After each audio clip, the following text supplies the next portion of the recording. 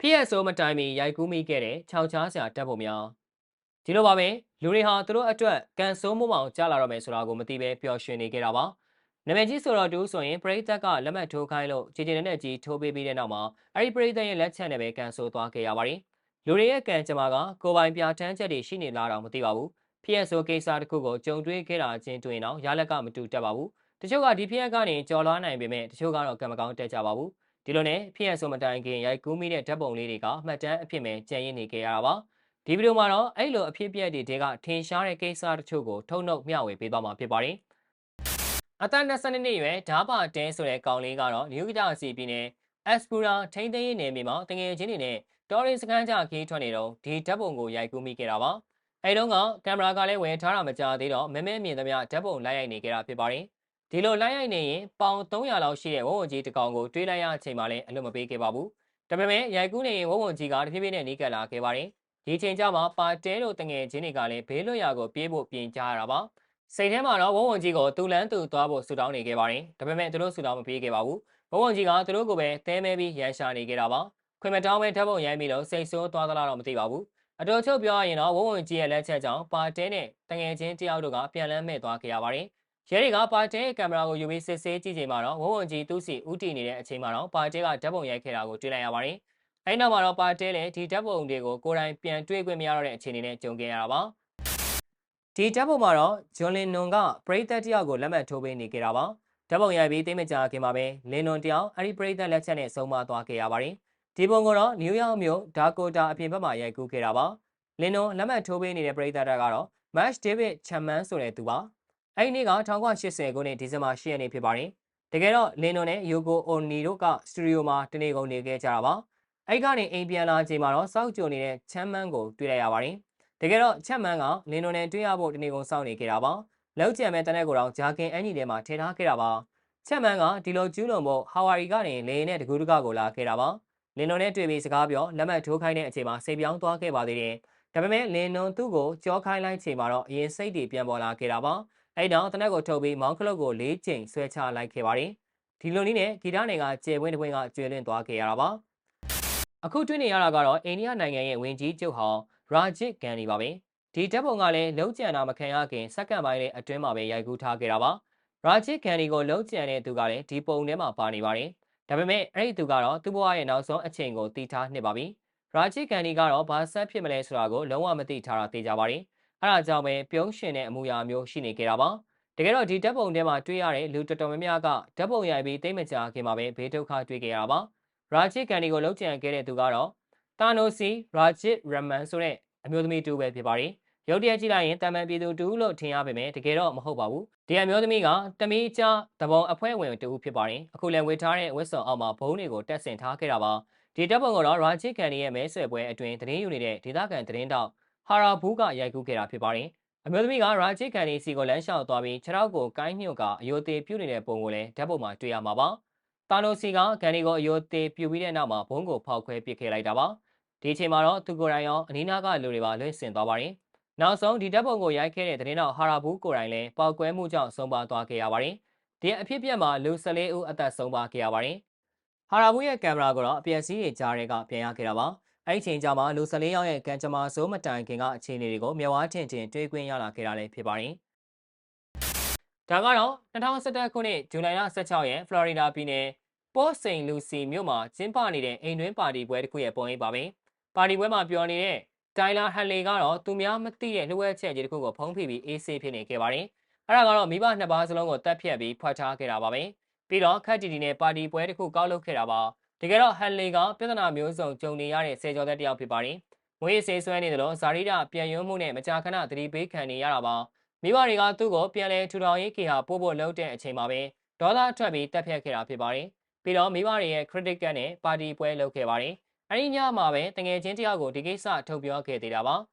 ါဒီလိုတီးလိုက်ရတဲ့အချိန်မှာတငယ်ချင်းကလည်းလန့်သွားပြီးရဲတိုင်ခဲ့ပါတယ်ဒီလိုနဲ့ဟန်လီလည်းတသက်ကျွန်းထောင်နှန်းဆန်သွားခဲ့ရတာပါဒီဓာတ်ပုံကလည်းဒီတိုင်းကြည့်လိုက်ရင်ပျော်စရာအားလည်းရဲ့ဓာတ်ပုံတစ်ခုနဲ့တူနေပါပါ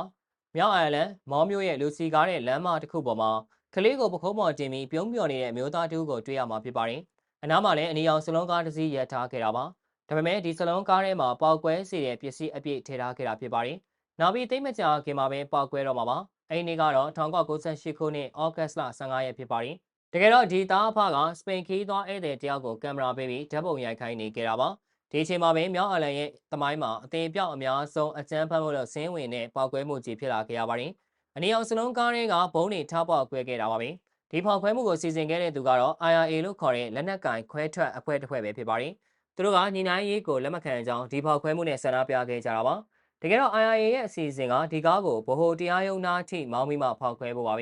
ဲဒါပေမဲ့လုံခြုံရေးအခြေအနေကြောင့်အဲ့ဒီကိုမသွားနိုင်ခဲ့ပါဘူးအဲဒါကြောင့်ပဲလူစီကားတဲ့မြို့လယ်လမ်းနားမှာလာရက်ခဲ့တာပါနောက်ပြီးဒီဖောက်ခွဲမှုကိုရဲတွေကလည်းကြိုသတင်းရခဲ့ပါသေးတယ် IRA အဖွဲ့ရဲ့ဖုန်းပြောမှုတွေကိုကြားဖြတ်နားထောင်ရင်ဒီသတင်းကိုရခဲ့တာပါအဲဒါကြောင့်ရဲတွေကဗိုလ်တရားရုံးသားကိုလုံခြုံရေးတွန်းမြင့်လိုက်ပြီးလူတွေကိုလည်းဘေးကင်းရာစီပို့ခဲ့လိုက်တာပါဒါပေမဲ့အဲ့ဒီလိုပို့လိုက်တာကပဲလူအများစုကိုဒုက္ခဖြစ်သွားစေခဲ့ပါတယ်ဘာဖြစ်လို့လဲဆိုရင်အဲ့ဒီမှာဖောက်ခွဲမဲ့ကားကိုရပ်ထားခဲ့လို့ပါပဲညနေ3:04မိနစ်လောက်မှာဘုံပေါက်ကွဲခဲ့ပါတယ်ဒီဖြစ်စဉ်အတွင်းလူ29ဦးဆုံးမသွားခဲ့ရပြီး200ကျော်တရားရခဲ့တာပါဓာတ်ပုံတွေကတားဖားကတော့အံ့ဩဖို့ကောင်းလောက်အောင်ပဲဒီအနေကနေလွတ်ကင်းခဲ့ပါတယ်ဒါပေမဲ့ဓာတ်ပုံရိုက်ပေးတဲ့စပိန်ခီးသွားဧည့်သည်ကတော့ကံမကောင်းခဲ့ပါဘူးတကယ်ဆိုရင်သားဖားနှစ်ယောက်ကကားနဲ့တောင်ပုံနေခဲ့တာပါအဲဒါကြောင့်လူတွေရဲ့ကံကြမ္မာမှာကိုပိုင်ပြဋ္ဌာန်းချက်တွေရှိနေမလားလို့စဉ်းစားစရာဖြစ်နေခဲ့ပါတယ်ဒီဓာတ်ပုံကလည်းတန်ပန်လောက်ပါပဲ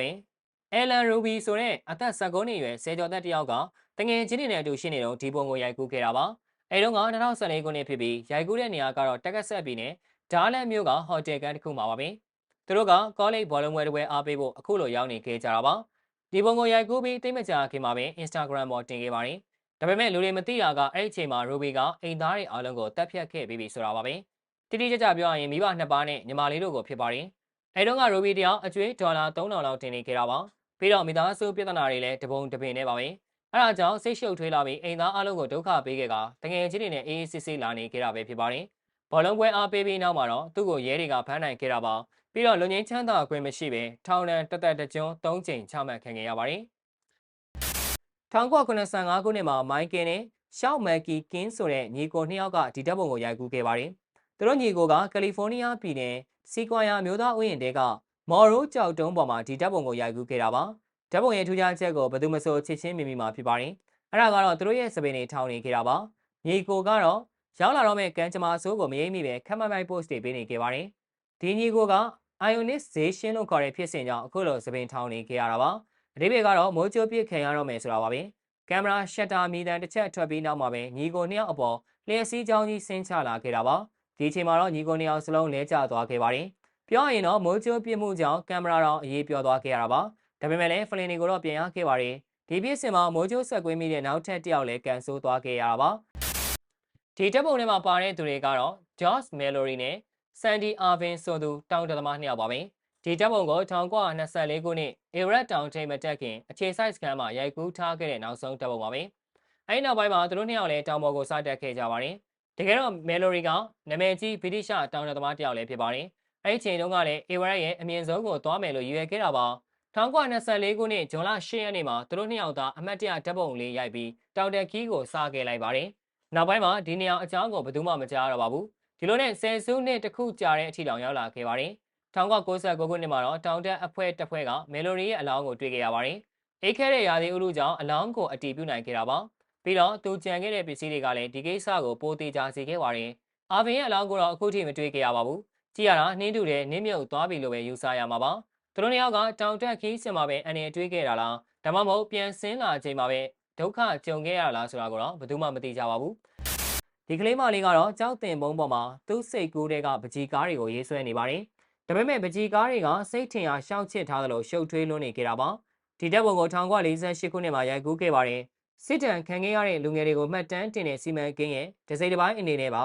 ဒီကောင်မလေးရဲ့နာမည်ကတော့တေစီယာလို့ခေါ်ပါတယ်စိတ်ပညာရှင်ကကလေးမလေးကိုအိမ်ပုံဆွဲခိုင်းလိုက်တဲ့အခါကလေးမလေးကဒီလိုရှုပ်ထွေးတဲ့ပုံကိုဆွဲချလိုက်တာပါပဲအနီးကကြည့်လိုက်ရင်ဆောင်းဝိုင်းတွေကိုအထက်ထက်ဆွဲပြီးရှုပ်ထွေးအောင်ဆွဲထားတာကိုတွေ့လိုက်ရမှာပါနောက်ပြီးကင်မရာကိုလှမ်းကြည့်နေတဲ့ကလေးမလေးရဲ့ပြူးကြောင်ကြောင်မျက်လုံးတွေကိုလည်းဘေးနီးဆန်ဆန်တွေ့ရမှာဖြစ်ပါတယ်တကယ်တော့တယ်ရီဆာဟာစစ်ဘီခေတ်အတွင်းပိုလန်ကချွေးတက်စကန်မှာနှိမ့်ရှည်လာများနေခဲ့ရတာပါအဲတုန်းကကြုံခဲ့ရတဲ့ခါခါတီးတီးအတွေ့အကြုံရှုပ်ရှုပ်ထွေးထွေးခံစားချက်တွေကြောင့်အိမ်ဆိုတဲ့အရာကိုဒီလိုနားလည်နေကြတာဖြစ်ပါတယ်ဒီတပ်ပုံရဲ့ဘယ်ဘက်အစွန်ဆုံးကကောင်မလေးရဲ့နာမည်ကတော့ Elizabeth Smith လို့ခေါ်ပါတယ်ညာဘက်အစွန်ဆုံးမှာတော့ Brian David Mitchell ဆိုတဲ့အမျိုးသားကိုတွေ့နေရတာပါ တကယ်တော့အဲ့ဒီအမျိုးသားကအဲလစ်ဘတ်ကိုပြန်ပေးဆွဲပြီး6 လကြာဖမ်းဆီးကလိန်အကြမ်းဖက်မှုနှိပ်စက်မှုတွေပြုလုပ်ခဲ့တာပါ2002ခုနှစ်ဇွန်လ9ရက်နေ့အတွင်းယူတားပြည်နယ်ဆော့လိတ်စီးတီးမှာရှိတဲ့သူမရဲ့အိမ်မှာပဲအဲလစ်ဘတ်ကိုပြန်ပေးဆွဲခဲ့တာဖြစ်ပါတယ်ပြီးတော့မျိုးစုံသောငရဲခန်းတွေကိုဖျက်ဆီးခဲ့ရတာပါပြန်ပေးဆွဲခံရပြီး6 လကျော်အကြာမှာတော့အဲလစ်ဘတ်လည်းလွတ်မြောက်လာခဲ့ပါတယ်ဒီချိန်မှာတော့မစ်ချယ်နဲ့သူ့ရဲ့လက်ပါစီဝမ်နာပါစီတို့လည်းအဖမ်းခံခဲ့ရတာပါ